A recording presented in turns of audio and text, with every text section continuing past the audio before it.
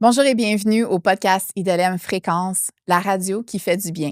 Aujourd'hui, on accueille Sabrina qui nous parle de comment sa première expérience de grossesse et de naissance l'a complètement transformée et plongée dans une spécialisation vers la maternité.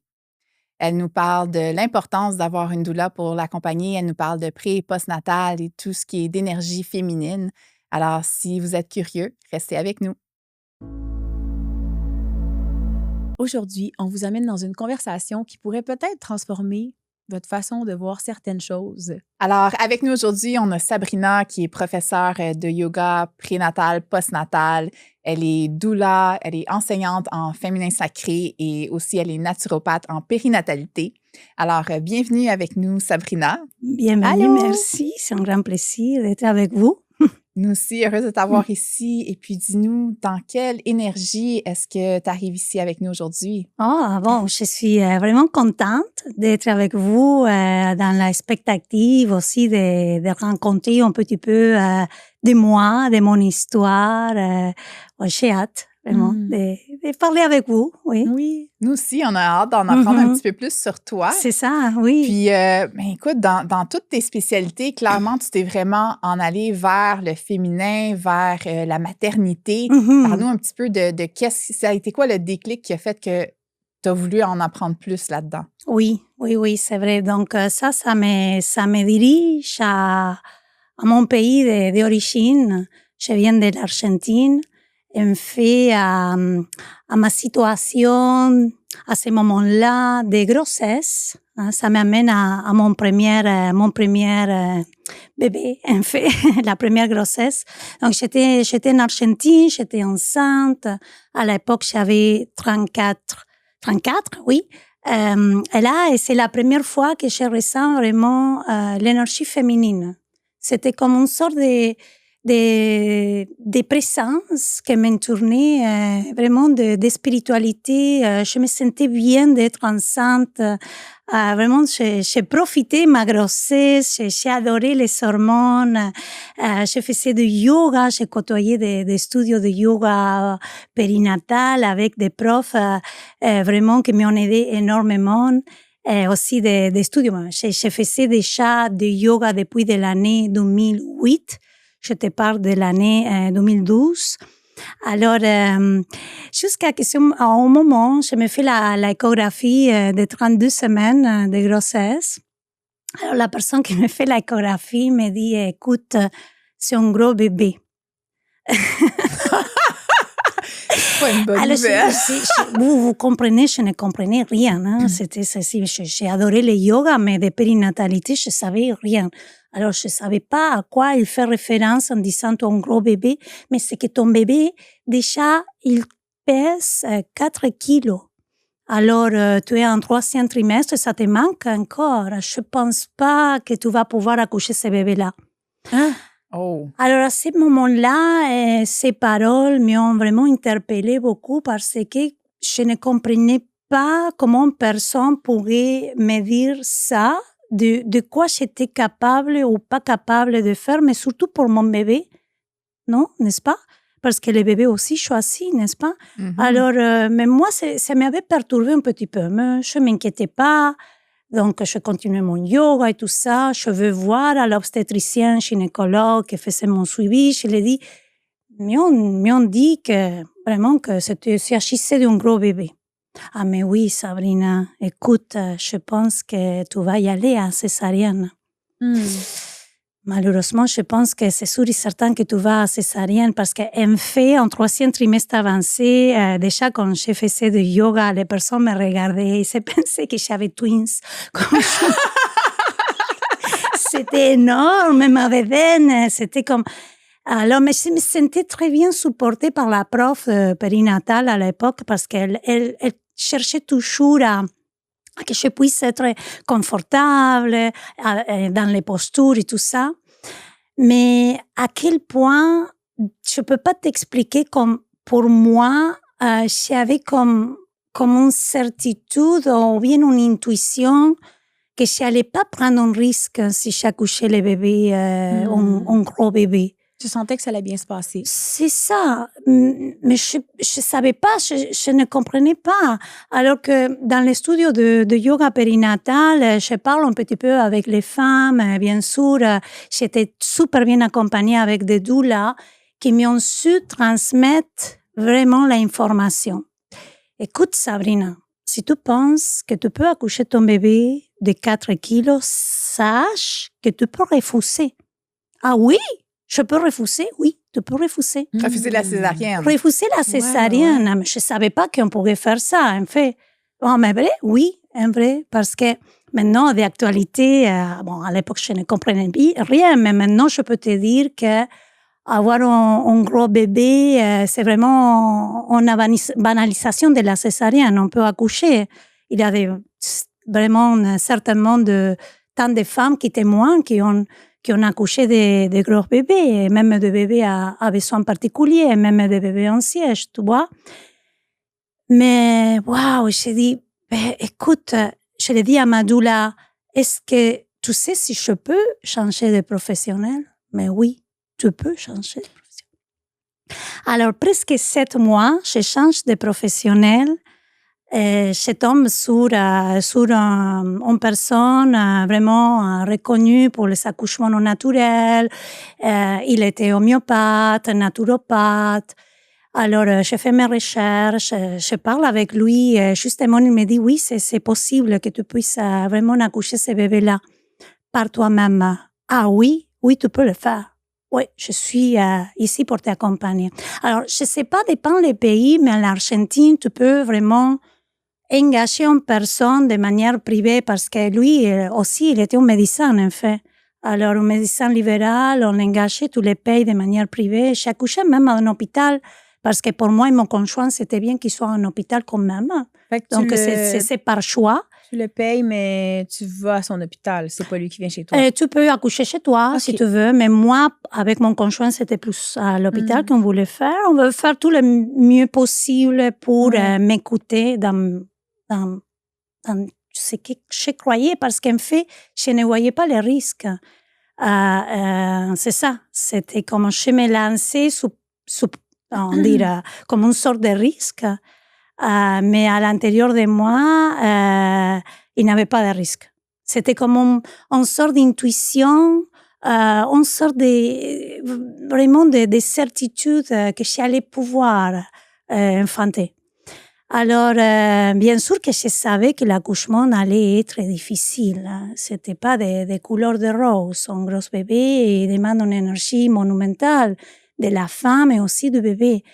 Mais j'avais l'impression que mon bébé aussi avait choisi la manière avec laquelle elle voulait venir au monde. Je sais pas comment t'expliquer ça. Je savais rien. Mais je comprends. Moi aussi, on dirait quand j'ai accouché ma première, j'avais l'impression qu'on faisait un travail d'équipe, là. Tu vois, c'était ça. On devrait transformer certaines croyances et avancer, traspasser certaines choses, certains défis ensemble. Même si, voilà, nous disait que... Ouais. Bon, en bref, l'accouchement a été vraiment intense. On poussait longue de 3 heures. Mais je suis sortie de cette expérience en étant vraiment contente. Même si elle a été intense. Tu as réussi j'ai à accoucher réussi naturellement. au naturel, voilà comment je voulais. Alors, à quel point cette expérience m'a transformée littéralement, c'était une révélation pour moi, parce que c'était comme une gratitude, une reconnaissance au médecin, à la personne qui m'avait accompagnée, en tout cas, parce que lui, il ne faisait rien. Hein. Quand on choisit une personne qui croit au naturel, c'est surtout qui croit en que tu es capable et que tu as tout ce qu'il faut pour donner naissance. Il ne faut pas que tu vas te coaching, c'est comme faire une sorte de coaching, désolé, la prononciation, il faut que coaching ou guidé ou quoi que ce soit. Vraiment, lui, il était là et il croyait moi. Alors, c'était ça, c'est la nécessité d'avoir à tes côtés une personne qui pense que ton ressenti, c'est valable, que c'est véritable et qui croit en toi. Alors ça te donne la confiance. Ouais. Et c'était la gratitude à la vie, gratitude à la présence. C'est tellement Et- important d'avoir quelqu'un dans ton coin qui croit que tu es capable parce que ça t'aide à renforcer ton ressentiment, à le valider. Puis les croyances que tu as vont complètement transformer ton expérience. Si tu crois que tu n'es pas capable, c'est presque garanti que tu ne Ouais. pourras pas le faire. Mhm. Ça a été Ben oui, puis tu sais, prouvé. dans un moment autant déstabilisant que la douleur, En plus, à un moment en donné. plus, Mhm. parce que tu n'as Mhm. pas vraiment toutes tes capacités. Tu es Ouais. pris comme si dans la douleur, ça peut être dans la panique, que si tu as des gens autour de toi qui croient que tu ne pourras pas, bien là, la panique va s'installer rapidement, puis ils vont tout de suite aller dans Ouais. directions que peut-être que tu ne voudrais pas. Fait que oui, c'est très crucial d'avoir quelqu'un dans ton coin qui a les mêmes Ouais. croyances que toi. Oui, mais l'équipe, en fait, l'équipe était un petit peu paralysée à côté, parce que moi, j'étais, wow, quelle célébration! Oui, Sabrina, oui. Parce que ça a été intense. Et je Ouais. comprends pourquoi certaines personnes ne veulent pas accoucher un gros bébé, Mhm. parce qu'elles demandent encore fois un certain, Ouais. comment dire, choix. Alors, C'est comme si c'était ça nous sûr- confronte à nos peurs puis à notre force à intérieure. sa force intérieure, mais c'était sûr que je ne pourrais pas avoir expérimenté ça si je n'aurais été pas être accompagnée. Donc, à quel point les studios périnatales, les doulas, les sages-femmes m'ont transmis des connaissances qui c'était comme vraiment très précieuses, comme waouh, ah oui, c'était comme oh. Ouais. Et à quel point c'était important en tout cas, c'est toujours, il y a des nuances, mais je parle de mon expérience personnelle, pour moi, de mon yoga. Je faisais à la fin de la grossesse 3 fois yoga prénatal par semaine. C'était comme inconsciemment, je savais qu'il y avait un défi physique à traverser. L'accouchement, c'est un acte vraiment physique, mais c'est émotionnel, c'est spirituel, c'est humain, c'est à tous les niveaux, n'est-ce pas? Mais à la base, c'est physique. Alors, le yoga prénatal m'a transformé à tous les niveaux, comme dire. Et voilà, et après de cette expérience, c'est sûr que je voulais accompagner les femmes. C'est ça, Ça a c'est été sûr et comme certain. ta révélation. à C'est ce la moment-là. révélation. C'était tout on est capable, si on croit, peu importe l'expérience, si c'est césarienne, si c'est pas césarienne, si c'est un bébé à défi particulier, si c'est un transverse, peu importe, c'est de placer la femme et en fait la famille au centre de son expérience. Et c'est ça pour moi ce que des fois, justement, j'essaie d'encourager, c'est de s'écouter surtout, parce que je pense que si j'aurais été prise par l'extérieur, parce que les personnes me disaient autour, c'est sûr et certain, c'est la césarienne pour moi. J'aurais accouché par césarienne. Tu vois à quel surtout point... qu'on a tendance à croire ce que les médecins disent si on s'en remet à leur expertise. Oui. Mais là, au-delà, parce que oui, d'avoir quelqu'un qui croyait, mais là, quand tu accompagnes les femmes, c'est pas juste une question de croire en eux. J'imagine que tu as des outils aussi que tu partages avec eux, des choses qu'ils peuvent faire justement pour préparer leur corps physiquement à l'avance et pendant l'accouchement. Oui, c'est sûr, mais surtout, c'est croire en notre intuition, en notre ressenti. C'est comme une sorte de déployer le ressenti de la personne. Je dirais que c'est l'outil principal parce que c'est elle qui le sait. Oui. Et surtout aussi pouvoir que la personne, parce qu'encore fois, à la naissance, à quel point ça nous façonne toute la vie. En fait, certains thérapeutes qui travaillent sur les mémoires, les empreintes périnatales, vont revenir à l'acte primordial de la naissance parce que pour nous, pour un être humain, c'est vraiment une expérience d'incarnation. Alors, c'est croire en toi, oui, mais c'est croire en la présence qui te soutient. Donc, c'est croire dans l'intelligence de la vie, dans que ton corps sait. Donc, il y a comme une manifestation, comment dire, incommensurable. On ne sait pas, la science moderne même n'a pas pu créer l'utérus artificiel, je l'espère. Hein? Je sais pas. Je sais pas, je suis pas certaine, mais écoute, jusqu'à présent, je peux te dire qu'elle n'existe pas. Parce qu'il y a un mystère de la vie, une intelligence de la vie. C'est que plus tu te déposes sur qu'il y a quelque chose autour de toi qui t'accompagne et qui est partout, dans son oiseau, dans son rivière, dans son plante, dans son lumière, dans le regard sincère d'une personne, tu ressens la présence. Et quand tu ressens sa présence, il y a comme une sorte de paix à l'intérieur. Parce que sinon, toujours, on va être à chercher des outils partout, mais c'est pas assez des outils. Parce que la plus grande sécurité qu'on puisse avoir, c'est à l'intérieur de nous. C'est pas à l'extérieur. Même si je veux te rassurer, mais je dirais que la sécurité, c'est à l'intérieur, n'est-ce pas? C'est sûr que tu vas aller chercher une personne qui t'accompagne dans tes choix. Ça, c'est l'accompagnement. Oui, se sentir soutenu dans c'est ce de qu'on te est sentir déjà. soutenu. Donc, je disais, mais je crois que je peux accoucher ce bébé, même si c'est un gros bébé. Même si l'échographiste m'a dit, écoute, tu vas césarienne, désolée, parce que ces mots m'ont touché tellement. Mais j'ai allé chercher une personne qui croit aussi que c'était possible, n'est-ce pas?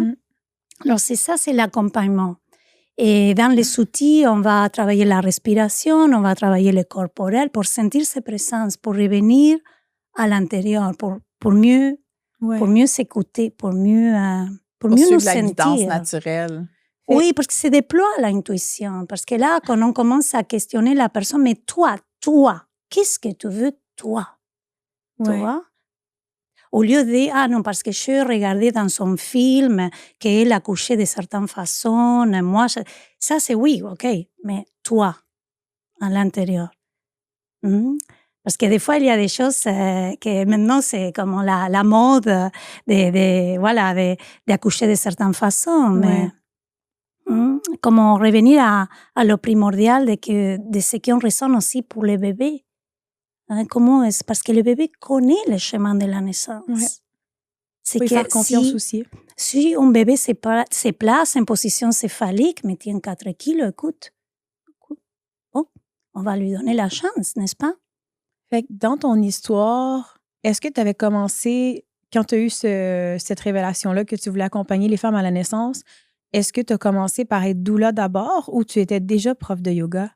Je n'étais pas prof de yoga. C'est les premières inspirations, la première motivation est venue à Buenos Aires, en Argentine. J'ai côtoyé le yoga, les centres périnatales, les doulas. J'avais une doula qui était aussi sage-femme, qui était avec moi. Donc, et l'opportunité, le privilège d'avoir engagé ces personnes de manière privée. Alors, c'était cette expérience qui m'a éveillée à une sorte d'accompagnatrice énergétique, spirituelle, au naturel, aux femmes qui veulent aussi, qui croient que c'est possible. Mais c'est ça c'était la piqûre. Alors après, bébé né, 2013, Vincent, mon premier garçon, et j'étais au milieu du processus d'immigration pour m'expatrier au Canada, venir ici à Montréal. Alors, je viens ici avec un bébé de 6 mois, et mon conjoint, 2 valises. Allô! Wow! Bonjour, Montréal! Comment tu as trouvé ça? Est-ce que tu parlais un peu français? Super difficile. Super difficile. Les premières années, vraiment difficile. Je parlais pas français, je parlais plutôt anglais. Mon cousin m'a dit, écoute, oublie-toi ça. Si tu veux vraiment vivre à Montréal, il faut que tu parles les deux, français et anglais. Alors, j'ai commencé à pratiquer, fortement la franchisation, ça s'appelle. J'ai tenté de faire le même travail que je faisais en Argentine, la conception graphique, la communication. J'avais travaillé en Argentine pour de grosses compagnies pendant une vingtaine d'années en ça. Mais ici, je voyais que j'étais vide à l'intérieur. C'était comme je faisais quelque chose que je n'aimais pas du tout. En plus, la culture, la langue, un nouveau pays, c'était wow, c'est le combo. N'est-ce pas? Alors, voilà, je me suis écoutée. Et c'était le yoga, c'était le corporel, c'était la périnatalité. Donc, j'ai fait ma formation professorale ici au Yoga Sangha. J'adore, moi aussi. Avec Sylvie Tremblant, que je l'adore. Et encore une fois, c'est une autre révélation. Vraiment, à tous les niveaux. Écoute, le yoga, ça, c'est la conscience, c'est l'éveil de la conscience. On pense que c'est des postures, mais c'est d'être en yoga. C'est pas C'est faire d'être de en yoga, ouais. c'est d'être en yoga. C'est revenir à ses présences, n'est-ce pas? Que j'avais touché quand j'étais enceinte. Parce que naturellement, les femmes, quand ils sont dans ces périodes, sont un microcosmos de macrocosmos. Sont beaucoup plus spirituelles, sont plus sensibles. Ben oui.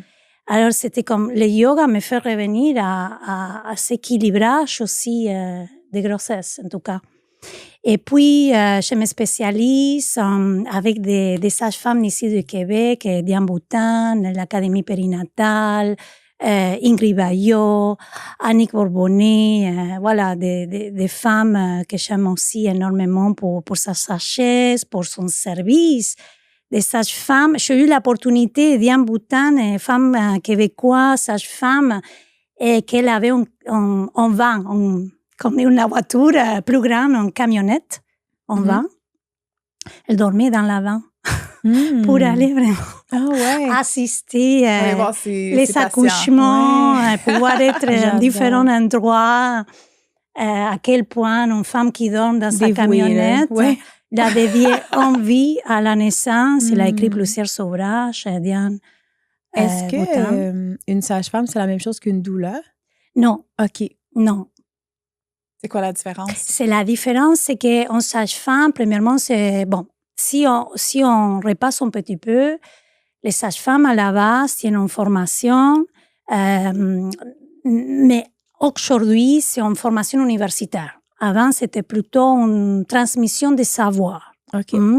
Il y avait des bébés sages-femmes, des sages-femmes qui vont accompagner les naissances, ils vont apprendre aussi sur l'expérience. C'était beaucoup plus vraiment le comportement de la femme. On a une expertise plutôt de travail sur les territoires, vraiment d'être là dans les accouchements. C'était pas tellement intellectuel, tellement encadré dans son formation universitaire, comme c'est maintenant, sage-femme, c'est une formation universitaire de 4 ans d'université minimum. Et puis, c'est une personne qui va te faire un suivi de grossesse. Aussi, elle peut diagnostiquer, elle peut faire des interventions, par exemple, de toucher vaginaux, de certaines choses, des signaux vitaux, voilà. Et la doula, c'est pas du tout ça. La doula, c'est une accompagnatrice qui va t'accompagner plutôt dans l'émotionnel, dans le psychisme de la femme, la partie psychologique aussi, mais plutôt les couples, plutôt la famille. Donc, la doula, c'est une accompagnatrice qui est là pour pas te choucher ou te dire quoi que ce soit. En tout cas, ma couleur à moi, c'est ça. Et c'est vraiment l'accompagnement humain. C'est pas une amie, c'est pas un membre de la famille.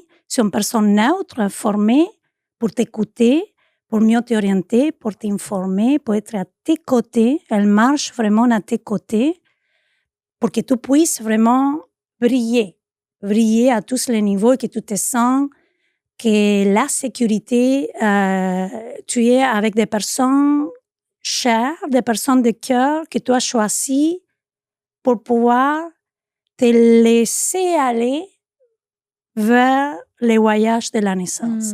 Parce que si on est dans une ambiance qui est insécure, ou des personnes qui ne se sentent pas qu'on est en lien, c'est sûr et certain que je ne vais pas pouvoir fermer mes yeux, me laisser brancher, parce qu'on parle des mêmes hormones que le rapport sexuel. Hein? Parce que l'oxytocine, c'est une hormone d'éjection, c'est une hormone vraiment de l'amour, c'est l'hormone humaine.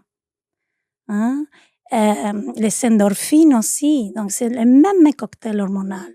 Donc la femme a besoin d'intimité, de sécurité, de la pénombre, d'être avec une ambiance tranquille, mais des personnes qui vont pas la choucher ou regarder comme ça pour voir qu'est-ce qu'elle fait. C'est différent de l'hôpital. Moi, je pense à ma première accouchement, puis je me dis, tabarouette, c'est des lumières néons avec... Moi, je faisais même pas partie de mon accouchement. Il y avait les infirmières puis le docteur qui se parlaient au bout comme si j'étais même pas là. Hein? C'était très étrange comme ça, c'est une dissociation. Et là, on parle des fois des accouchements qui peuvent devenir vraiment traumatiques. Mais oui. Et c'est quoi qui rend un accouchement traumatique? C'est justement que la personne n'est pas tenue en compte, que la personne s'est perdue complètement du centre de son expérience. C'est pas si c'est césarienne, c'est pas césarienne, c'est péridurale. C'est pas ça qui rend l'accouchement traumatique.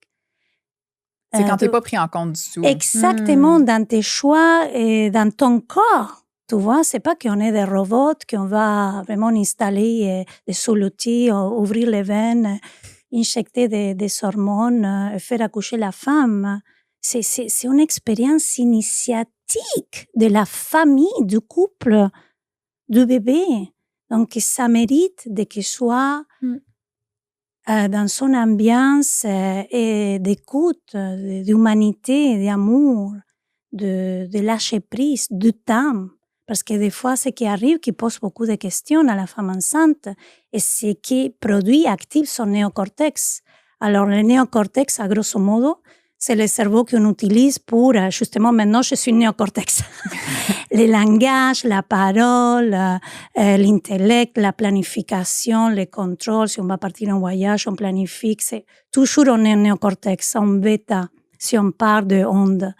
Mais ce cerveau-là ne nous aide pas du tout à accoucher. Donc, si je te pose beaucoup de questions, j'active ton néocortex, ça fait de sorte que tu ne peux pas vraiment te plonger dans ton cerveau plus primitif. Tu n'as pas envie de répondre à des questions. Mais non, T'es parce que tu as ailleurs. une grosse contraction qui vient. Tu dois vraiment être dans ton corps pour l'écouter, pour amener la présence, l'accompagnement, l'amour dans la cessation, pour vraiment aussi sentir ton bébé bouger, parler avec lui, prendre ton amoureux, aller au la partenaire. Tu vois, c'est un acte intime qui appartient à la famille. Intime, oui, c'est supposé d'être un acte intime. Mais la doula, qu'est-ce qu'elle fait? Donc, ça aide. C'est ça, c'est comme si c'est la porte-parole un peu. C'est... Ça aide dans ça l'accouchement à justement être un gardien de l'espace. La doula qui va être une doula qui va te dire quoi faire, à mon avis, c'est pas exactement une doula. Hein? Ça, c'est personnel. La doula, c'est vraiment une personne qui va protéger l'espace pour que ton cocktail hormonal déclenche naturellement.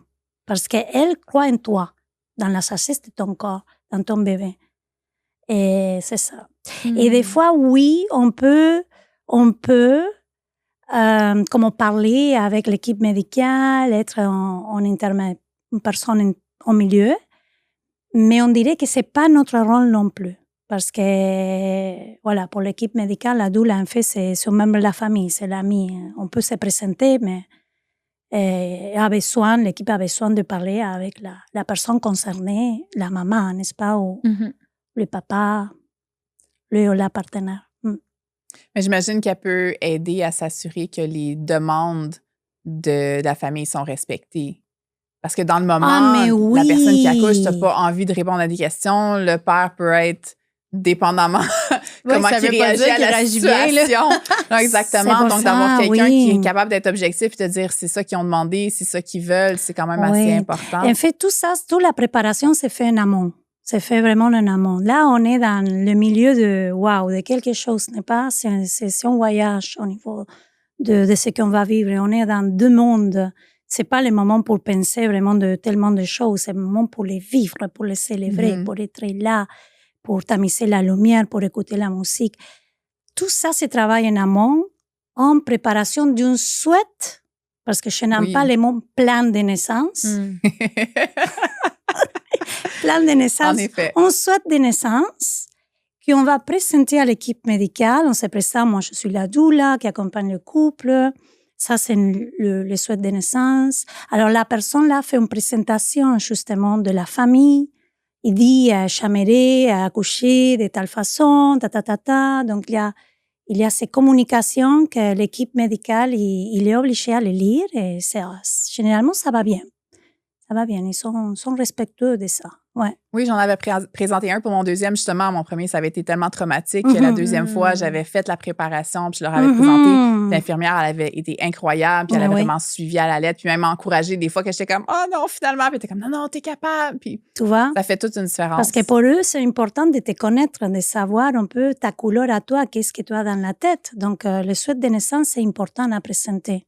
Oui. Alors, c'est tout cet univers-là qui apporte la doula dans son accouchement. Tu as accompagné Mm. combien de bébés à date? Oh, je ne sais pas si je suis une doula qui a accompagné tellement de accouchements, je dirais une trentaine. OK. Hein? Parce que pour moi, c'est important la qualité de l'accompagnement. Par exemple, je ne suis pas seulement une doula qui va à l'accouchement. Je rencontre la famille avant, il y a plusieurs cours prénataux, il y a des ateliers de couple qu'on fait, les yoga.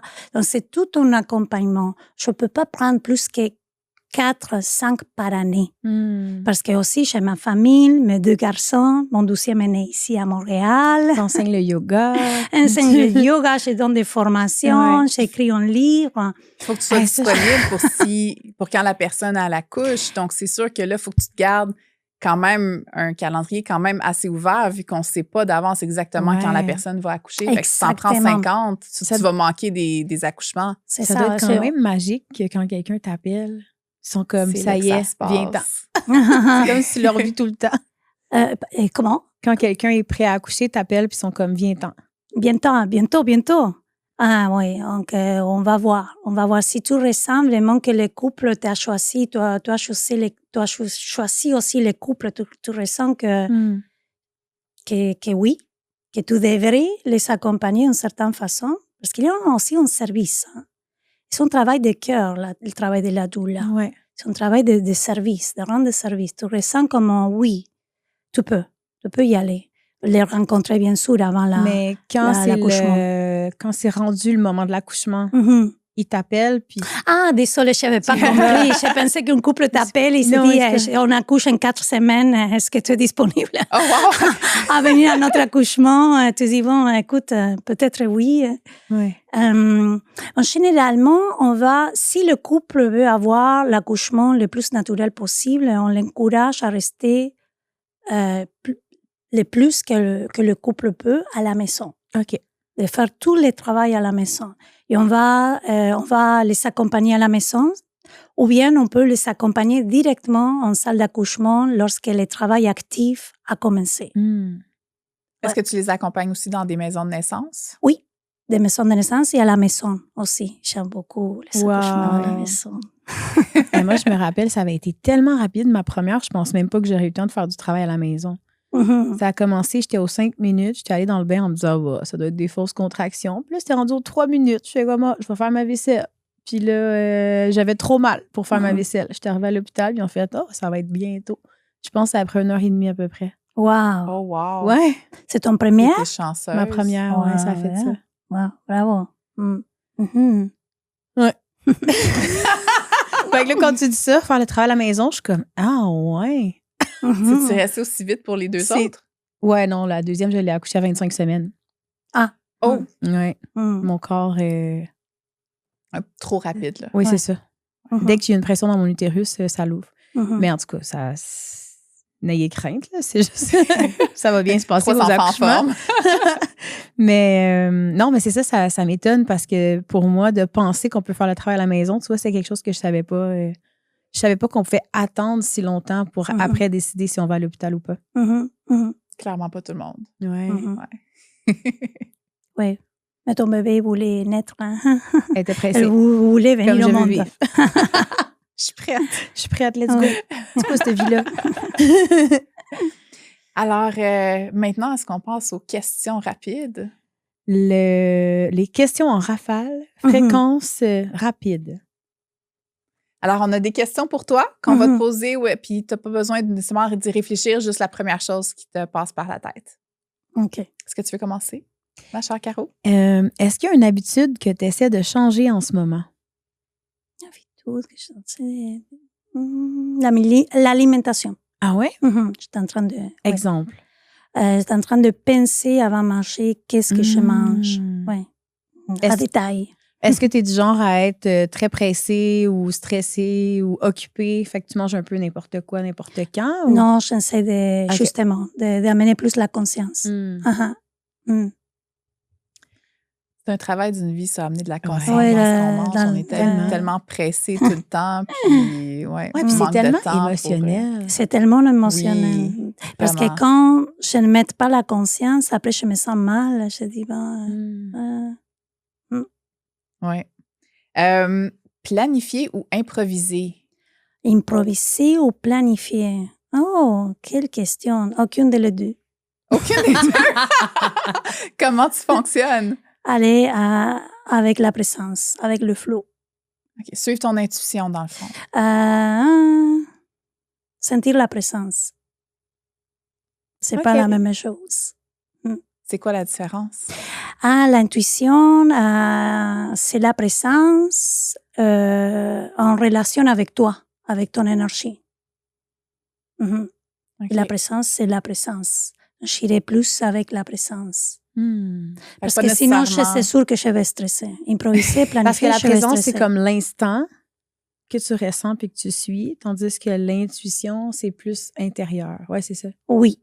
L'instant, on parle d'instant de survie, on parle de cerveau primitif. L'instant, par exemple, si on conduit, il vient quelque chose, c'est vraiment instinctif, tu vois. Parce que ça tient à voir avec notre système nerveux, le système nerveux parasympathique. Les parasympathiques, les sympathiques. Donc, c'est notre instant de survie. Donc, il y a beaucoup d'instants dans son accouchement, parce que justement, ça touche le cerveau primitif de la femme. L'intuition, c'est autre chose. L'intuition, c'est un mélange des énergies, vraiment la pensée, des sensations, des feelings que tu peux capter. Et la présence, c'est la présence. C'est wow, c'est la paix, c'est la présence. Je comprends. C'est intéressant. Je ne l'avais jamais vu comme ça. Dans un accouchement, qu'est-ce que tu penses qui est le plus important? L'instinct ou l'intuition? Mais ils vont être les deux. En fait, ils vont être les deux. C'est pas un qui c'est important que l'autre. Mais c'est sûr que, par exemple, l'instinct, ça m'est venu à moi dans les moments de la poussée, ou bien quand les bébés descendent à ta filiale pelvienne, ils touchent les récepteurs de ton périnée. Voilà, c'est l'instinct. Donc, tu as une envie involontaire que tu peux pas contrôler de pousser. Et tu dis, je veux pousser. Tu vois, tu peux pas te contenir à ça. Ça, c'est l'instinct qui vient. C'est de faire des positions que tu ressens que ça te fait du bien.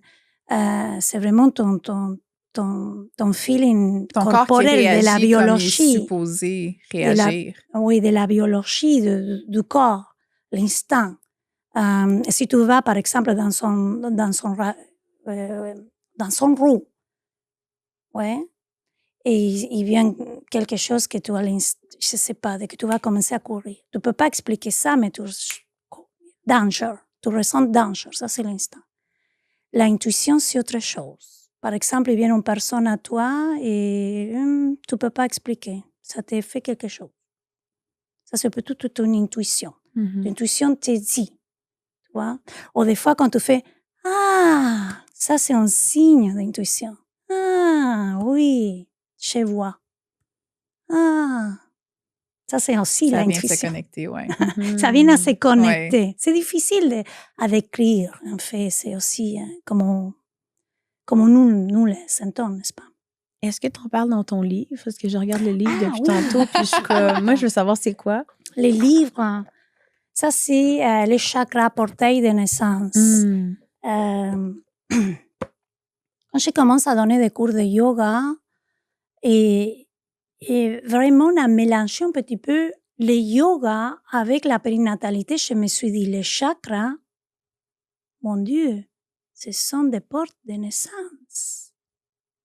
C'est vraiment les vortex, c'est le canal de naissance qui va avoir une expansion qui va s'ouvrir pour rencontrer l'univers, télécharger l'âme de bébé, venir l'incarner dans le corps, ouvrir la matrice pour entrer dans la vie. Tu vois, c'est une incarnation, c'est un rite de passage. Alors je me suis dit, mais pour moi c'était waouh, c'était ça, c'est la chouchouma qui va s'ouvrir. Alors le livre, ça te parle de ça te parle d'initiation énergétique et comment tu peux accompagner, on va voir les différentes couches du corps énergétique, je ne sais pas si c'est voit dans les livres, mais pour la femme, il y a les postures à faire pour chacune des trimestres, en fait, pour chacune des chakras, les chakras racines, le chakra sacré, le chakra de la gorge, les positions de yoga. Et le livre, ça contient 8 méditations guidées, aussi un 8e pour le jour J, le jour de l'accouchement, que la femme peut sentir. C'est tellement beau. C'est ça, ça m'a pris 5 ans de l'écrire. La IA n'existait pas à l'époque. On pouvait pas écrire un Et livre. maintenant, c'est beaucoup plus facile avec l'intelligence artificielle, mais les illustrations, c'est d'une illustratrice d'origine argentine comme moi. On a travaillé un an avec les illustrations. Sont La vraiment photographie, belles. c'est d'Annabelle Bourine, mon amie aussi, elle est photographe ici à Montréal. Et les photos sont très bien aussi. On est très, très content de la qualité, en tout cas, de cet ouvrage. Et c'était une autre audition. Alors, je cherche une maison de naissance. Est-ce qu'on peut le trouver sur Amazon ou quelque chose? Oui, donc si on peut mettre les liens pour les personnes qui sont intéressées à se procurer. C'est intéressant parce qu'il y a plusieurs livres sur les chakras, mais sur les chakras reliés à la maternité, j'en ai jamais vu. Oh, merci. Fait que, j'espère qu'il va y avoir du succès. Merci. Est-ce que tu es plus du genre pieds nus ou souliers? Non, pieds nus. Pieds nus, hein? Mais tu t'es pas mis pieds nus pour On est Non, mais aujourd'hui, je me suis dit podcast, filmation. Ouais. Ouais. Aussi, je tiens dans mon 12e prénom, Anaï, en origine un peu autochtone, de Guarani du nord de l'Argentine, de Paraguay, du Brésil et du nord de l'Argentine. Anaï, c'était justement en Dès, au niveau de les autochtones. Alors, je tiens toute une énergie un peu de rituels. J'accompagne aussi un rituel rebozo depuis 8 ans. Rituel quoi? Oui, avec le châle. Donc, généralement, ce rituel, c'est connu pour le rite de passage. Peu importe en fait quel rite de passage. Il y a plusieurs dans notre vie. Mais c'est très connu au niveau du postnatal, quand la femme veut vraiment faire un serrage au niveau du bassin, au niveau des hanches, ou bien si elle a eu une expérience de naissance un peu difficile et elle veut clôturer une étape, on va justement à la maison, c'est tout un soin de plus de 4 heures, on apporte des plantes, il y a toute une partie d'eau, de bain, et après on la ferme en 7 points précis correspondant au chakra pour vraiment cette union, reconnaissance à l'intérieur d'elle pour pouvoir justement aller chercher deeper, profondément. Et puis, il y a toute une méditation, la sonothérapie, le massage, bien sûr, ce qu'on appelle la sobada avec les tissus. Mais une fois qu'elle est là, et ça se passe tellement pour le ressenti. Et dans son étape, elle va ouvrir le rebozo. C'est comme l'ouverture de papillon. Et l'autre fois, ça m'est arrivé qu'elle avait choisi le rebozo, mais il y avait des problèmes un petit peu avec les couples, les conjoints, difficiles. Alors que j'ai fini en faisant le rebozo pour les deux. Parce que je trouve ça beau aussi pour les hommes. C'est vrai qu'ils sont de plus en plus impliqués, mais c'est comme, faut faire des trucs pour les impliquer. Alors là, on finit les deux avec, comme une momie, avec les tissus, moment de connexion, se donner la main et après s'embrasser, la reconnaissance de l'âme, vraiment pas la masque, pas la personnalité, vraiment de l'âme, de l'énergie, la personne qu'on a choisie, son embrassé. En tout cas, moi, c'était comme, ma mission est accomplie. C'est beau à voir les couples comme ça. Et oui, dans son intimité à la maison. Alors, la doula, ça peut offrir plusieurs approches, en fait. C'est pas que l'accouchement. On accompagne des autres façons. Moi, personnellement, j'accompagne beaucoup avec l'énergie, avec le yoga périnatal et les soins rebozo. Très intéressant. Moi, j'avais jamais entendu parler de ça. C'est rebozo. Rebozo, ça vient de Mexique. Ça veut dire quoi? Rebozo, c'est un tissu. C'est un tissu généralement coloré que les femmes au Mexique vont l'utiliser pour porter la nourriture, porter les bébés, les portages avec les bébés. Ça tient aussi en tradition, ça dépend la couleur et ça dépend les graphismes du tissu. Des fois, ça appartient aux familles des traditions autochtones de Mexique. C'est vraiment une sagesse ancestrale qui les doules sont en train de vraiment de faire de sorte que ne se perd pas toutes ces sagesses-là.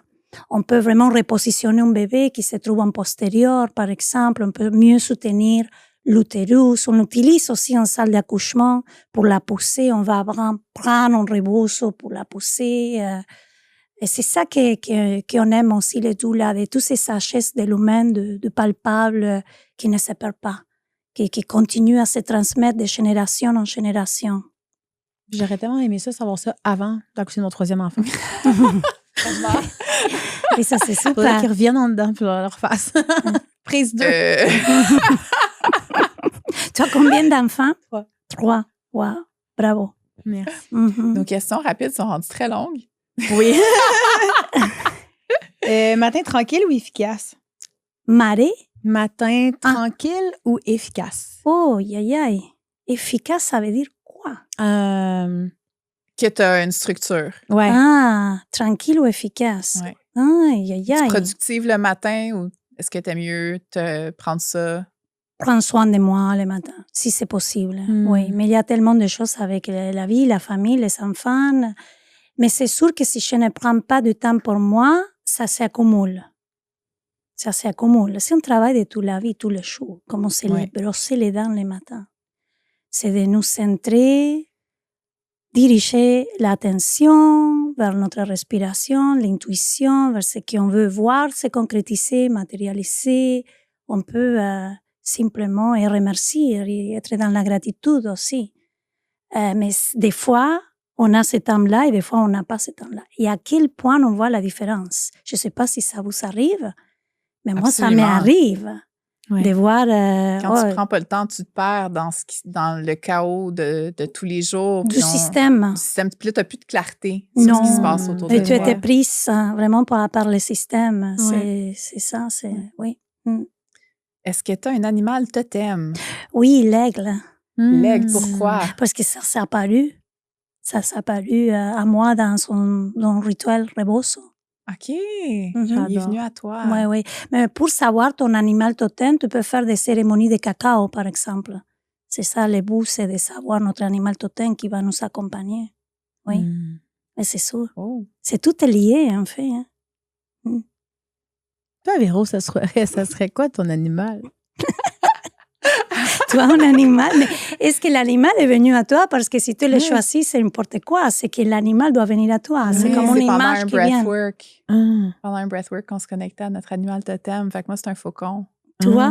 C'est venu à toi. C'est pas toi qui non, tu as pensé avec ton mental, ton animal. Oui. Des fois, c'est un animal qu'on n'a pas, qui nous... Je sais pas. Toi, Caro? Moi, à un moment donné, il y a de ça 10 ans à peu près, j'ai été invitée à faire une danse extatique, oui. En tout cas, on est dans une pièce avec, je sais pas, peut-être 10 personnes, puis on est en rond, puis on danse avec de la musique, mais rien d'autre, là.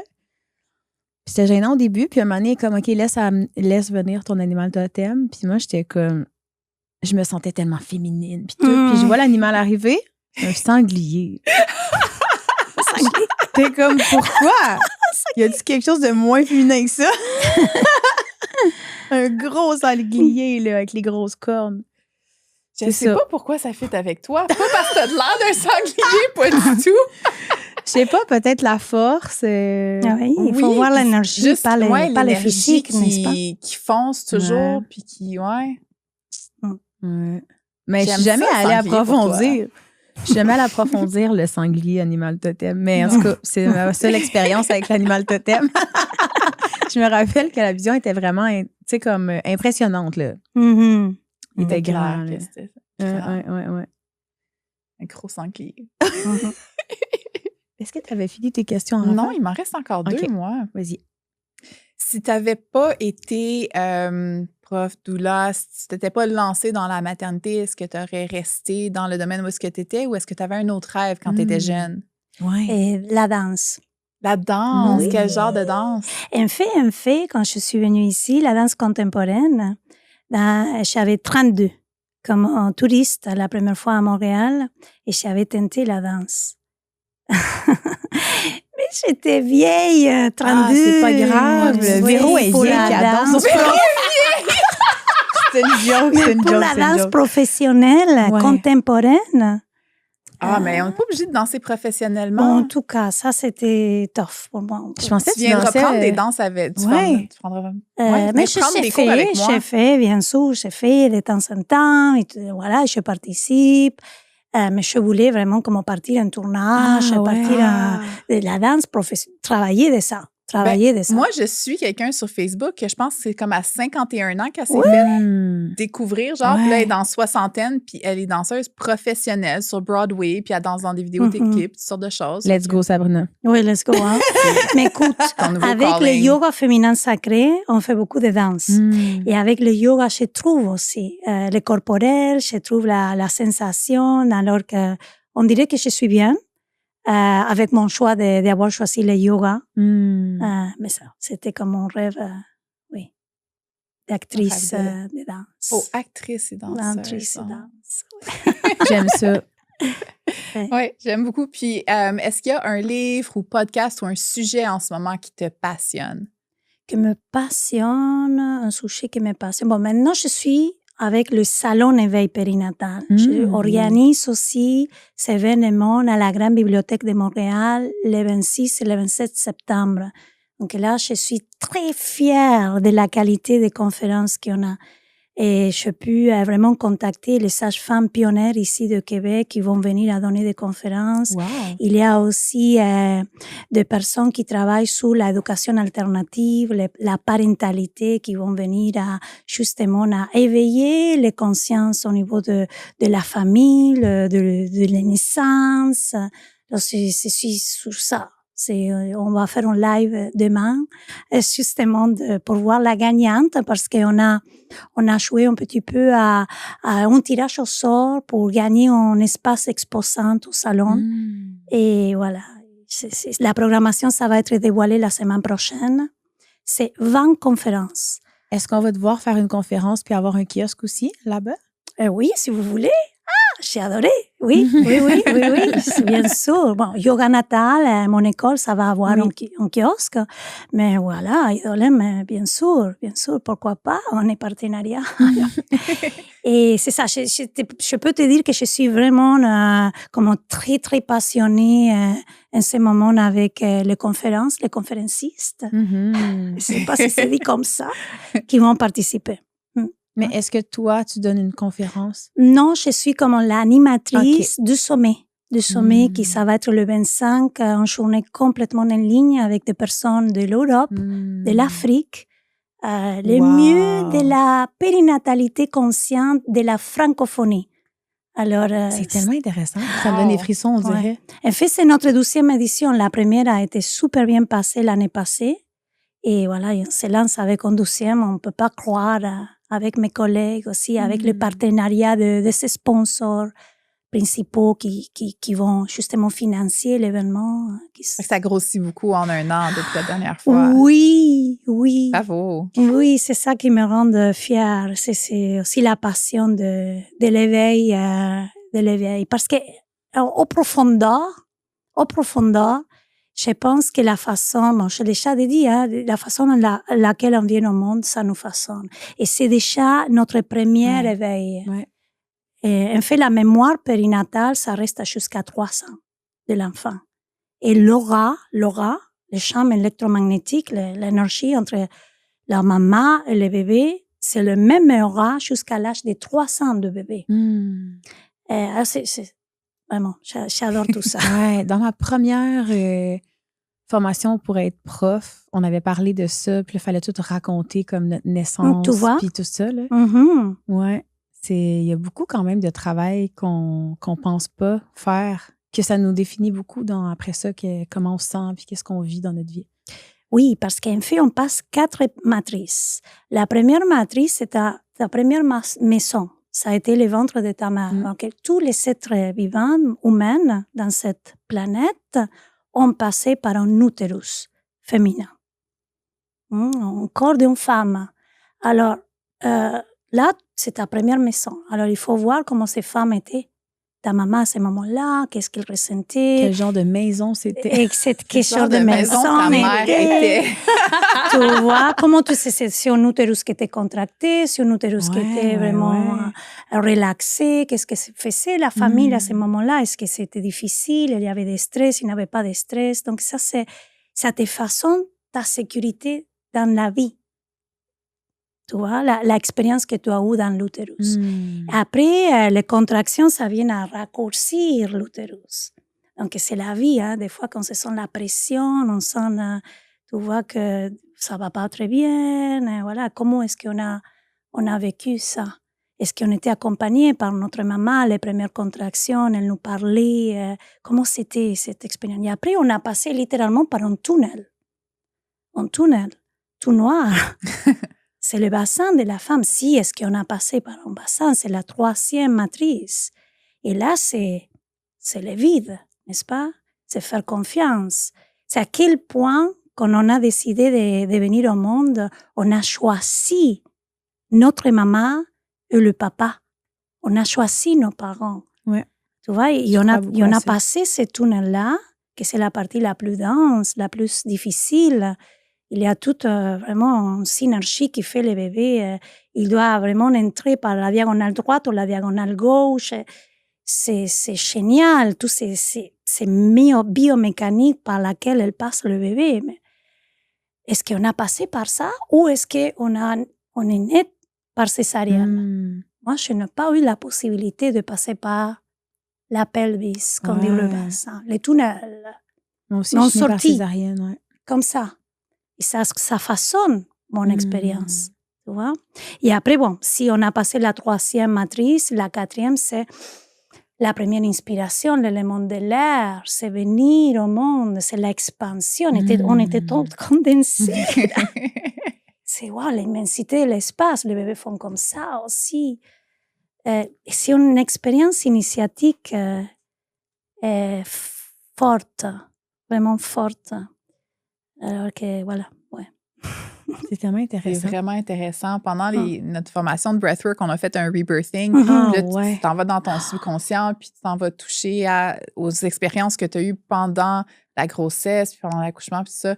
Puis, presque tout le monde a eu des révélations, des choses qu'ils n'avaient pas compris qui les affectaient jusqu'à aujourd'hui. Était là. Et en plus, l'aura, l'énergie, on les partage jusqu'à 300. Donc, il faut voir un petit peu les prochains sens de la famille concernant nous, concernant les bébés. Voilà. Donc, il y a un travail somatique, on revient généralement à faire expérimenter la personne sa propre naissance. Donc, c'est intéressant. Wow, j'adore. Ouais, c'est vraiment, on va se recroqueviller, comment regrouper, vraiment, on récite les 4 matrices, ils tiennent une expérience de renouveau, la personne. Ouais. Et à ce moment-là, on va y aller chercher d'hyper des informations parce qu'en fait, notre mémoire, elle est toujours dans nos cellules, dans notre corps, l'information est à l'intérieur de nous. Mais on doit entrer dans son état altéré de conscience pour justement dans le travail somatique pour aller décortiquer un petit peu ça, tu vois. Et amener la conscience. Comme je veux faire ça. Des fois, tu as des informations que tu ne voulais pas avoir. Ah oui. Mais si ça sort, si ça marche, c'est que c'est important pour elle. C'est que tu étais rendu là, puis il fallait que tu les saches. Que ça sorte. Il y a tout un apprentissage. Alors, dis-moi s'il y a quelqu'un qui est enceinte en ce moment ou pour qui ça l'intéresse, ce serait quoi une suggestion que tu dirais, un conseil pour bien se préparer à son accouchement? C'est d'arrêter de regarder un peu à l'extérieur et commencer à regarder à l'intérieur. Comment s'écouter plus, revenir à son corps, dans son bassin. Serait un peu ça, à son ressenti, à ce qu'elle veut, son intuition, à se positionner au centre de sa expérience. C'était ça. Et de chercher un doula. Ah oui. Ça Oui. change tout. Jamais tu vas regretter d'une doula, d'une accompagnatrice, un accompagnateur, parce qu'il y a aussi des doulas hommes. Ah ouais? Ouais. Tu vois, c'est quelque chose que Je j'aurais savais pas pas. pensé. Moi non plus. Ouais. Et je trouve ça bien. Mais c'est vrai, peut-être qu'une femme peut se sentir plus en sécurité avec l'homme aussi, on ne sait Exactement. jamais. Ben, Oui. puis le père peut se Ouais. sentir un peu plus... Peut-être soutenu lui aussi, ouais, ouais. c'est Ouais. ça. Parce que on parle beaucoup de soutenir la mère, mais le père aussi, je pense qu'il a besoin de soutien pendant l'accouchement. C'est intense pour un père. Là. Ben, je peux même pas imaginer, tu sais, nous, OK, on le porte, on le ressent, on le sait que ça s'en vient. Le père, c'est juste du jour au lendemain, Ils sont comme, t'es qu'est-ce pas qui se passe? papa, puis là, Qu'est-ce tu qui se passe? Et Oui, des fois, il ne sait pas quoi de faire. même. Des fois, il ne sait pas quoi faire. Donc, Non. oui. Ils sont pas préparés, tu sais. Non. Ils savent pas, je sais pas. Ouais. Non, je pense que l'accompagnement est beaucoup plus pour la Oui. femme. Puis c'est normal parce que ça peut être traumatique puis c'est énorme, mais reste que c'est un changement de vie complet pour l'homme aussi. Ben ouais. Puis il est comme laissé un petit peu au dépourvu. C'est bien aussi de faire des groupes avec des autres couples. Nous, en yoga natal, on fait l'atelier du couple. Il y a des fois, on a 5 couples, il y a des fois, on a plus, il y a 2. Donc, mais c'est l'expérience de rencontrer des autres hommes, des autres familles, des autres lieux, la partenaire. Ils se mettent vraiment à communiquer entre eux, à partager. Il y avait un homme que lui, naturellement, il a cherché avec ses mains les bébés, comme ça. Et l'autre homme me dit, mais comment tu as fait ça? Parce que pour moi, c'était naturel d'aller chercher. Ah, mais tu me donnes l'envie de le faire moi-même. Parce qu'en fait, l'homme, il a mis la semille, n'est-ce pas, la primordiale, à l'intérieur du corps de la femme. Alors, en fait, c'est lui qui devrait être la première personne à toucher le bébé. Accueillir les bébés. Dans le fond, c'est ça. La femme Et l'a porté, puis l'homme l'accueille. Espace, beau, cueillir, accueillir. Accueillir. Pour vrai, tu sais. Accueillir les bébés, oui. Ben, si la personne veut, n'est-ce pas? Oui. Si c'est possible. Alors eux, ils ont commencé à parler de ça et c'est beau à voir quand on fait ces sortes de réunions pour justement donner la confiance, donner les savoirs, les connaissances, inspirer que c'est un acte qui appartient à la famille. C'est pas seulement la femme ou le bébé. C'est sûr que c'est un acte féministe, n'est-ce pas? C'est nettement féminine. Ouais. Mais on dirait que cette image-là de l'homme qui sème la graine puis qui va comme récolter l'enfant. Exactement. Là, ça a changé complètement ma vision des choses. Là. Je suis comme, OK, mais c'est important que l'homme s'implique puis prenne soin du jardin, là, prenne soin de la femme, accompagner-la, tu sais, comme...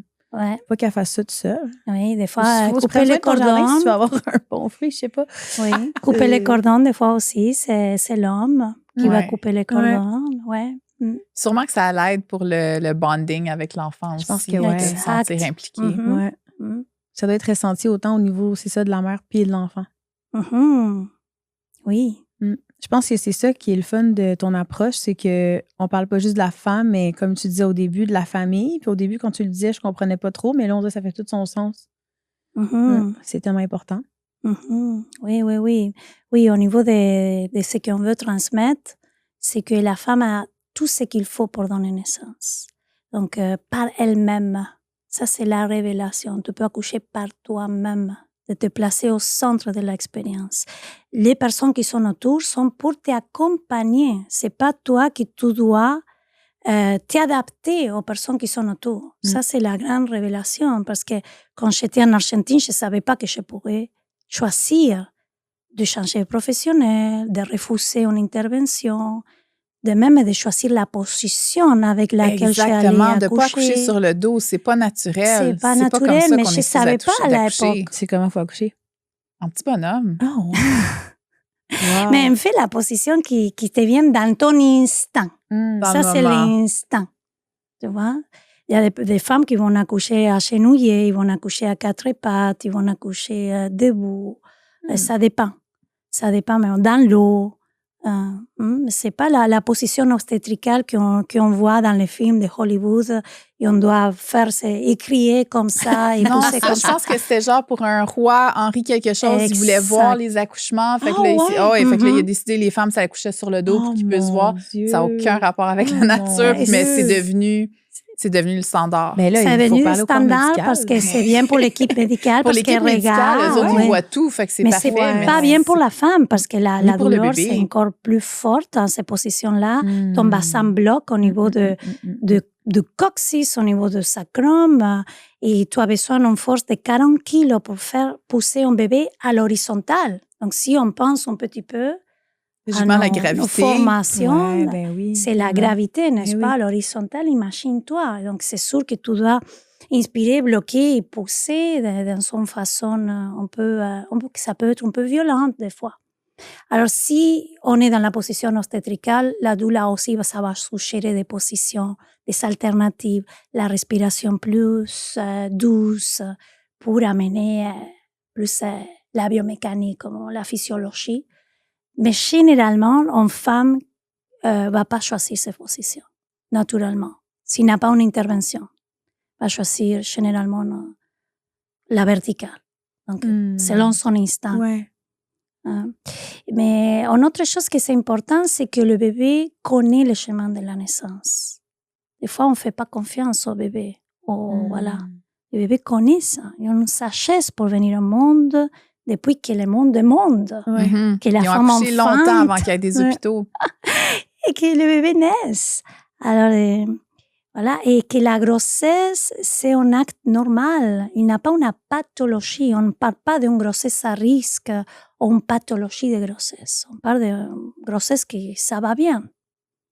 Ouais. C'est ça, l'hôpital a sa place. Oui, oui, oui. Il y a des scénarios où Ouais, c'est comme mon absolument scénario, nécessaire. j'aurais pas pu la... Exactement. C'est juste de Ouais. pas se fier 100% Ouais. puis de commencer à 100%, s'écouter. si ta grossesse va bien, écoute, pourquoi tu vas te laisser porter par le stress du système? Exact. C'est ça que la connaissance aussi, la transmission des savoirs de la doula, c'est important. C'est une personne que, voilà, je souhaite que tout le monde aille des doulas. Pour tout. Ben, je trouve que en t'écoutant parler, ça devrait pas être juste pour les femmes enceintes, ça devrait être aussi pour les femmes qui veulent juste reconnecter à cette partie-là d'eux-mêmes sans nécessairement être enceintes. Peut-être Il y a des pour faire le doulas qui rebozo sont... ou pour faire justement l'espèce de rituel de repasser par les 4 étapes de la naissance ou des choses comme ça. Je pense qu'à tout âge, à tout moment de la vie, une femme peut venir se reconnecter à ça pour libérer des trucs puis se guérir. Oui, des fois, je donne des rebosos et la femme, ça fait 7 ans qu'il a accouché. Mais il n'a pas pu, malheureusement, prendre son temps pour clôturer une expérience un peu traumatique qu'il a vécue. Et je lui fais son reboso après 7 ans. Mais il y a différentes doulas. Hein. Moi, je suis une doula périnatale. Mais il y a des doulas postnatales. Une doula périnatale va accompagner aussi le postnatal. Mais la doula postnatale, c'est plus embarqué dans toute la préparation postnatale. Plus global. La doula périnatale aussi prépare le postnatal, mais c'est différent l'approche dans le sens de l'offre de services. Elle peut faire aussi des réveils, par exemple. Elle peut vraiment aider la famille dans les premiers mois. Voilà. Il y a des doulas aussi de deuil, par exemple, de deuil de naissance. C'est vrai.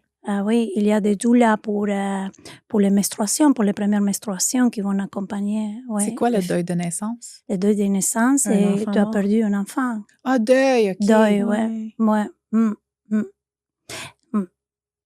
tu sais, même les prémas, là, tu sais, moi, quand j'ai accouché de mon enfant à 25 semaines, là, elle est restée 5 mois à l'hôpital. Là. C'est comme un deuil quand même que tu arrives chez toi, pas d'enfant, tu sais. Faut tout le temps que tu la voir. Tu te demandes si elle est correcte, après tu passes au travers, tu regardes des statistiques à chaque jour. Ouais, oh wow, c'est intense. Ça doit être très angoissant. Ouais, c'était une grosse épreuve. Ouais. Mais, tu devais te sentir tout seul là-dedans? Ah ouais, Ouais, c'était tough. Je commencerai pas à compter mon histoire, là. Non, mais c'était tough. C'était tough. Ça a été longtemps traumatique, puis ça m'a même par après... elle a eu un an d'oxygène à la maison. Puis ça a été une grosse étape de ma vie. Là. Mais tu étais accompagnée? Non. Non, c'est ça, c'est que c'est difficile. J'avais 22 ans. J'étais quand même jeune. Avec un enfant de 2 ans aussi à machine. côté, on the side. Ouais, mais non. Mais maintenant, elle va super bien. Écoute, c'est tellement, ça paraît pas number one. Il y a des Super doulas santé. aussi qui vont travailler avec les parents, les grands-parents.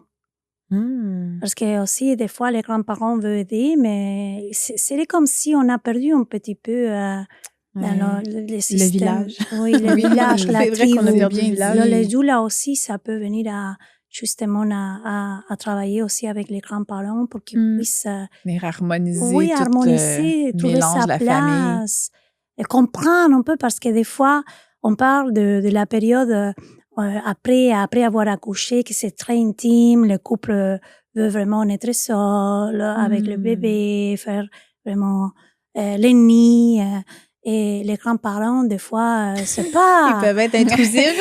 tu vois, donc, mais si on l'explique, si la doula vraiment, que respecte ses choix, donc ça se passe beaucoup mieux. C'est plus difficile à prendre personnel si Mhm, y a de l'espace qui est demandé, ouais. que ce soit demandé d'une personne On comprend. extérieure. Exact. C'est un besoin On normal de la personne famille. neutre qui va un peu filtrer les choses pour ne pas prendre personnel les décisions du couple. Mhm. Très intéressant. Si les gens aimeraient te visiter dans tes espaces, que ce soit dans ton studio ou prendre rendez-vous avec toi, ou peut-être suivre une formation en tant que soit doula ou pour enseigner aux femmes enceintes le yoga, où est-ce qu'on peut te trouver? Avec plaisir, dans les Idolem, idolem.com. Et l'école Yoga Natal, www.yoga-natal.com. Oui. C'est tout là, c'est mes formations. Et d'actualité, je viens de finir la première cohorte de la formation en accompagnement, master en accompagnement énergétique. Maintenant, je suis là. Elle a la formation Rebozo aussi, mais la formation énergétique, pour moi, c'est accompagner au niveau justement de matrice périnatale, accompagner l'humain, accompagner l'aura, savoir comment revenir, sentir nos énergies, comment sentir l'énergie de l'autre, pas perturber l'énergie de l'autre, pas entrer dans l'énergie de l'autre, pas créer des cordons, cordons énergétiques avec les autres personnes qui des fois s'attachent à nos chakras. C'est une formation que je suis très contente aussi de l'avoir donnée. Et c'est pour toute personne qui veut accompagner avec une approche énergétique une autre personne. Ça peut être un soin, ça peut être un cours de yoga, ça peut être un cours vraiment de chakrique, de chakra, un atelier, un one-on-one, à déployer sa capacité énergétique. Je suis contente de cette formation, que j'aimerais aussi qu'il soit Idolem. Avec Idolem. Fait que là, avec Idolem, on a le prix postnatal qui s'en vient. On a le féminin sacré aussi, puis ensuite doula. Donc, toutes les options sont là. C'est parfait. Ben, écoute, merci beaucoup pour ton temps aujourd'hui. Vraiment heureuse de t'avoir eu avec nous. Oh, merci à Sabrina, vous. On est contente de t'avoir fait rencontrer par les gens. Merci tellement. Merci à vous de la possibilité d'être ici, de cette initiative, de nous mettre en lumière, nous donner la valeur aux profs. C'est un grand plaisir. Je vous remercie. Ça faisait un moment qu'on voulait, c'est ça, présenter la famille Idolem. C'est le fun. De prendre le temps de connaître votre histoire, votre expertise, d'aller deep dans les sujets. Je trouve tellement que c'est riche. Tu fais un travail tellement important parce que ça joue sur le début d'une vie. Puis le début, on le sait, ça a un gros impact sur comment le reste va se passer. Donc, c'est un beau travail que tu fais. Puis oui, on veut le partager avec le plus de monde possible. Alors, merci. Merci, je l'ai reçu. Et c'est pareil pour vous. Vous faites un travail incroyable aussi. Merci. Merci à toi.